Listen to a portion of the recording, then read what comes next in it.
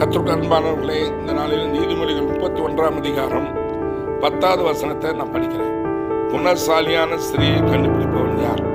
அவருடைய விலை முத்துக்களை பார்க்கிலும் உயர்ந்தது. குணசாலியான ஸ்திரீ, புத்தியுள்ள ஸ்திரீ, கர்த்தர் அருளும் ஈவும் இருக்கு. அது மாதிரி குணசாலியான ஸ்திரீயை கண்டுபிடிப்பவன் யார்? குணசாலியான ஸ்திரீயை கண்டுபிடிப்பவன் யார்? அவருடைய விலை முத்துக்களை பார்க்கிலும் உயர்ந்ததாம். முத்துக்கள் எவ்வளவு உயர்ந்தது, எவ்வளவு சிறந்தது, அதை பார்க்கலும் சிறந்தது குணசாலியான ஒரு பெண். ஒரு மனுஷனுக்கு நல்ல மனைவி, புத்தியுள்ள மனைவி கிடைச்சிச்சுன்னா அவனை கையிலேயே பிடிக்க முடியாது. கர்த்தர் அவ்வளவாய் உயர்த்துவார்.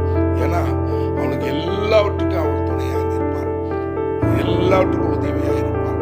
கண்ணனுடைய எல்லா உயர்விலும் எல்லா மேன்மையிலும் அவருடைய பங்கு இருக்கும். உலகத்தில் சொல்லுவாங்க, ஒரு மனுஷனுடைய உயர்வுக்கு பின்னால ஒரு பெண் இருப்பாள்னு சொல்லி. அது உண்மை. இந்த வசனத்தை வச்சுதான் அருமையானவர்களே, அருமையான சகோதரிகளே, நீங்கள் ஒரு குணசாலியான ஸ்திரீயாய் கர்த்தர் உங்களை தெரிந்து வைத்திருக்கிறார். அவருடைய ஞானம் அறிவு உங்களுக்கு இருக்கிறது. நீங்கள் உங்கள் குடும்பத்தை கட்டுவீர்கள், உங்கள் குடும்பத்துக்கு நீங்கள் அலங்காரமாக இருப்பீர்கள். உங்கள் பிள்ளைகள் உங்களை பாக்கியவதி என்பார்கள். உங்கள் கணவன் உங்களை நம்புவான், அவன் இருதயம் உன்னை நம்பும். நீங்க சொல்றதெல்லாம் அவன் கேட்பான். அது மட்டுமல்ல, தேசத்தின் மூப்பர்கள் மத்தியிலே அவன் உட்காருவான். அப்படி அவருடைய ஜெபம் அந்த குடும்பத்தை தாங்கும், அந்த கணவனை நடத்தும். அருமையானவர்களே, ஒரு வீட்டிலே ஒரு பெண் ஸ்திரீ சகோதரி ஜெபிக்க ஆரம்பிச்சிட்டா அந்த வீடே பரலோகமா மாறிடும். வீடே அவங்க பிள்ளைங்க கணவன் எல்லாம் மாறிடுவார்கள். அவங்க முழங்கால் போட ஆரம்பிச்சிட்டாங்களா, அவங்க யார்கிட்டையும் ஒன்று கேட்க தேவையில்ல, சண்டை போட தேவையில்ல, முழங்கால் படியிட்டால் போதும், வீடே மாறும்.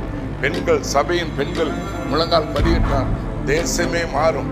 பெண்கள் எங்கெல்லாம் எழும்புகிறார்களோ அங்கெல்லாம் மகாபெரிய எழுப்புதல் எழுந்திருக்கிறது. முதல் உங்கள் வீட்டை கட்டுங்க. நீங்கள் இன்றைக்கு முடிவெடுங்க, நான் செபிக்க ஆரம்பிப்பேன், நான் கர்த்தரை தேடுவேன், கர்த்தரை என்னை தேர்ந்தெடுத்து வைத்திருக்கிறார் என்று சொல்லி முழங்கால் படியிடுங்க பாருங்க. எல்லா பிரச்சனையும் சரியாகும், எல்லா உயர்வும். பிள்ளைங்க உன்னை பாக்கியவதி என்பார்கள். உன் கணவன் எதையை நம்பும். உங்கள் குடும்பம் செழித்திருக்கும், குறைவு இருக்காது, மனக்குறைவு இருக்காது. எக்காரது கொண்டு கணவன் மனைவி இவர்களுக்குள்ளார கருத்து வேறுபாடு, கசப்பு இருக்கவே கூடாது. அப்படி இருந்தால் அந்த வீட்டில் ஆசீர்வாதம் இருக்காது. வியாதிகள், பலவிதமான போராட்டங்கள் இருக்கும். அருமையானவர்களே, அப்படி கர்த்தர் நம்மை அனுமதிக்க மாட்டார். நீங்கள் குணசாலியான ஸ்திரீயா இருக்கிறீர்கள், கர்த்தர் உங்களை தெரிந்து வைத்திருக்கிறார். ஆகவேதான் வேதம் சொல்லுகிறது, குணசாலியான ஸ்திரியை கண்டுபிடிப்பவன் யார்? அவள் விலை முத்துக்களை பார்க்க உயர்ந்தது. God bless you.